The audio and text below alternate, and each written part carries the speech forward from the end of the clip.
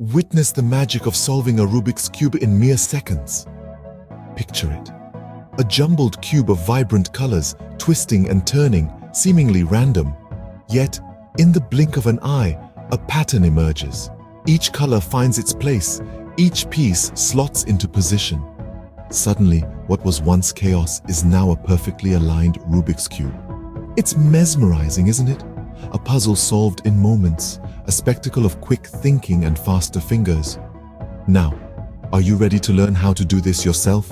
Before diving into the solution, understand the basics of a Rubik's Cube. This seemingly simple, yet cunningly complex puzzle is comprised of 3 types of pieces. First, there are the centerpieces. These 6 pieces, each a different color, are the heart of the cube and dictate the color of each side. They never move relative to one another. On the periphery are the 12 edge pieces, each having 2 colors. These pieces bridge the gap between the centers and the corners. Lastly, there are the 8 corner pieces, each adorned with 3 colors, which complete the cube. The colors on a Rubik's Cube aren't random. Each color has an opposite. White is opposite yellow, blue is opposite green, and red is opposite orange. This color arrangement is key to solving the puzzle. So, remember the structure and the color pairing. Now that you know the cube, it's time to start solving. The first step is to create a white cross.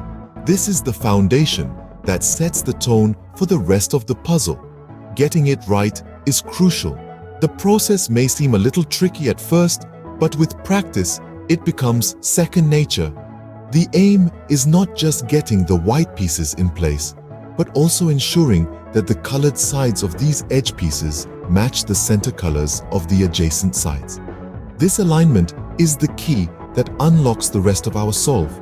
Start by finding the white edges and maneuvering them to the top layer. As you do this, pay close attention to the colored sides of these edges. Make sure they correspond with the center colors of the adjacent sides. With some twists and turns, your white cross should start to form. Once all the white edge pieces are in the correct position and their colors match the center colors, you have successfully completed the white cross. Congratulations, you have solved the white cross. Next, you will complete the first layer. Now that you have your white cross, it's time to move the corner pieces into place. Imagine the cube as a 3-dimensional puzzle, each piece with a unique position and orientation. The corners are the key to completing the first layer. Here's where algorithms come into play. An algorithm, in the context of a Rubik's Cube, is a sequence of rotations that will move a piece from one spot to another without disturbing the pieces you've already solved. Think of it as a dance routine for your fingers. To move the corner pieces, we'll use a simple algorithm. Don't worry, it's easier than it sounds. The goal is to match the corner colors with their respective center colors. Practice this technique a few times. It may take a bit of getting used to, but remember, patience is your friend here. With the first layer complete, you are 1/3 of the way there. Moving on, it's time to solve the second layer. This stage can seem tricky at first, but with a little practice, you'll be breezing through it in no time. The goal is to get all the center and edge pieces in their right places while keeping the first layer intact. Now, here's a tip to remember. Always keep the solved layer on the bottom. This way, you're not disturbing it while working on the second layer. To solve this layer, we'll be using a specific algorithm. Don't worry if the term algorithm sounds intimidating. It's just a series of moves repeated in a specific order. The algorithm for this layer is U, R, UI, Re, UI, Phi, U, F. Sounds complicated? Don't worry. Once you get the hang of it, it'll be as easy as pie. Remember, patience is key here. Practice this step until you can do it without thinking. And voila, just like that. You've got 2 layers down, 1 to go. Now it's time to build the yellow cross on top. We've mastered the first and second layers and our Rubik's Cube is starting to take shape. But we're not there yet. The next step is to create a yellow cross on the top layer. Sounds tricky? Don't worry, it's all about the algorithm. This part of the solve is a dance between the cube and your fingers. you'll need to learn a specific sequence of moves known as an algorithm. The algorithm for the yellow cross is quite simple. Front, right, inverse, up, inverse, front, inverse. This sequence will twist and turn the little yellow squares until they form a perfect cross. Remember, practice makes perfect. The more you perform this algorithm, the more natural it will become. It's like learning a new language, but instead of words and sentences, you're speaking in twists and turns. With the yellow cross complete, you're on the home stretch. The final challenge is to solve the last layer. The final layer, our last hurdle in this Rubik's Cube journey. This is where things get really intriguing. We'll be using multiple algorithms to rotate and move our pieces into their correct positions.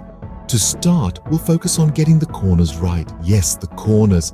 Think of it like the cornerstone of a building. Getting them in their rightful place is essential for the structure to hold.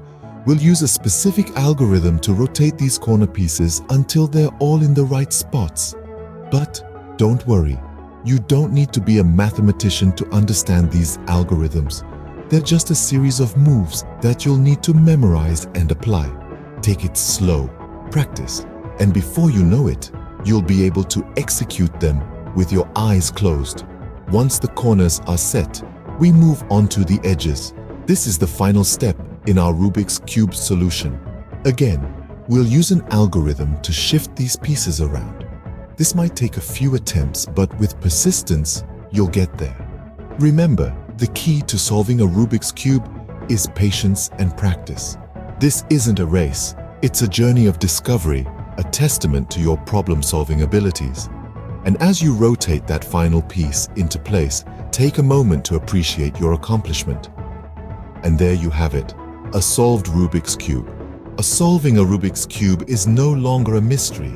We've journeyed through the quick solve, demystified the cube's structure, and methodically worked our way through each layer. We started with the white cross and ended triumphantly with the final layer. The key to mastering this 3D puzzle lies not just in understanding these steps, but in practicing them. Remember, each twist and turn of the cube is a step closer to the solution. It's okay if you don't get it right the first time or the second or even the 10th. Like any skill, it requires patience and persistence. Each attempt brings you closer to becoming a cube master. Don't be disheartened if you find yourself struggling. It's all part of the process. The true strength of a puzzle solver lies in their ability to keep trying. Embrace the challenge, enjoy the journey, and never stop learning. With practice, you too can solve a Rubik's Cube in no time. Happy cubing!